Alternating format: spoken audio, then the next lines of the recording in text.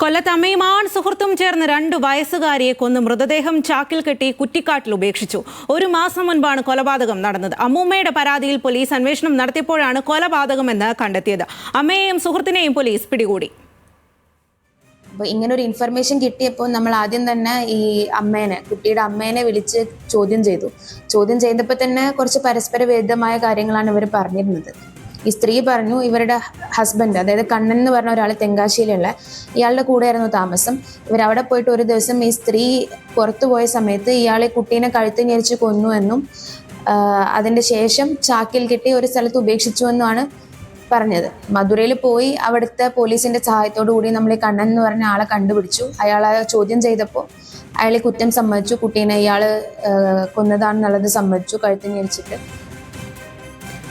ഷമീർ അബ്ദുള്ളാണ് കൂടുതൽ വിവരങ്ങളുമായി ചേരുന്നത്. ഷമീർ, എന്തായാലും പുറത്തു വരുന്നത് ഞെട്ടിക്കുന്ന വിവരങ്ങൾ തന്നെയാണ് എന്നുള്ളതാണ്. എന്താണ് ഇക്കാര്യത്തിൽ പോലീസ് പറയുന്നത്? സംഗീത, ഈ സംഭവം കുട്ടിയുടെ അമ്മമ്മ സന്ധ്യ പുന്നൂർ പോലീസിന് നൽകിയ പരാതി, ഇക്കഴിഞ്ഞ 2-ാം തീയതി നൽകിയ പരാതിയിലാണ് ഈ അന്വേഷണത്തിൽ വലിയ പുരോഗതി ഉണ്ടാകുകയും ഇതൊരു കൊലപാതകമാണെന്ന് കണ്ടെത്തുകയും ചെയ്തത്. സന്ധ്യയുടെ മകൾ കലാസൂര്യ തമിഴ്നാട് സ്വദേശിയായ കണ്ണൻ എന്ന 18 വയസ്സുകാരനുമായി പോവുകയും ഇവരുടെ 2-ാം വിവാഹത്തിലുണ്ടായിരുന്ന കുട്ടിയാണ് കലാസൂര്യ എന്ന കുട്ടി. ഈ കുട്ടിക്കൊപ്പമാണ് തമിഴ്നാട്ടിലേക്ക് പോയത്. ഇതിനുശേഷം ഇവരുടെ ഒരു ബന്ധു വീട്ടിലേക്ക് ഈ കലാസൂര്യ എത്തുകയും ചെയ്തു. പക്ഷേ കൂടെ കുട്ടി ഉണ്ടായിരുന്നില്ല.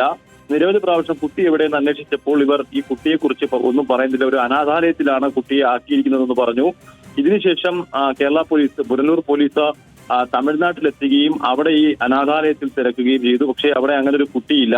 ഇതിനുശേഷം ഇവരുടെ സുഹൃത്തായ കണ്ണനെ മധുരയിൽ വെച്ച് തമിഴ്നാട് പോലീസിന്റെ സഹായത്തോടു കൂടി ചോദ്യം ചെയ്യുകയും ചെയ്തു.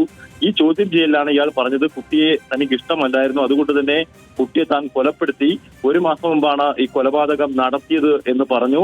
ഇതിനുശേഷം ഉസിലാംപെട്ടി പോലീസ് ഇയാളെ അറസ്റ്റ് ചെയ്യുകയും ചെയ്തു. കുട്ടിയുടെ ബോഡി തമിഴ്നാട്ടിലെ ഒരു കുറ്റിക്കാട്ടിൽ ഉപേക്ഷിച്ചു എന്ന് പറഞ്ഞു. അങ്ങനെ കുറ്റിക്കാട്ടിൽ നടത്തിയ അന്വേഷണത്തിൽ കുട്ടിയുടെ അസ്ഥികൂടങ്ങൾ അവിടെ നിന്നും കണ്ടെത്തുകയും ചെയ്തു.